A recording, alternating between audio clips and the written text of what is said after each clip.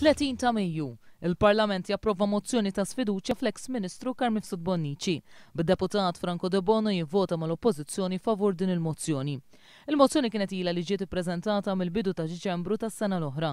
Iżda l-Gvern għamel minn kollox biex ikaxkar saqajh u għal-ġimgħa wara l-oħra baqa' jipposponi d-diskussjoni dwar din il-mozzjoni.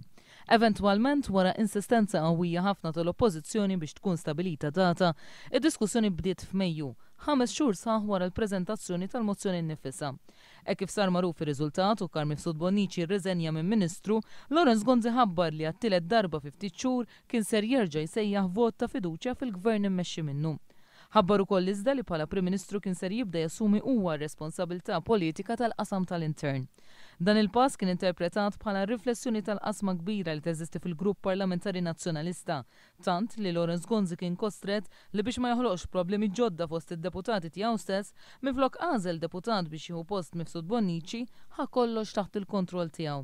Ironikament, waqt li kien għaddej dan kollu fil-gazzetti deru avviżi tal-Ministeru tal-Intern fejn dan beda jitlob għal post ġdid, preferibilment qrib il-Belt Valletta, biex ikun jista' jċaqlaq l-uffiċini tiegħu.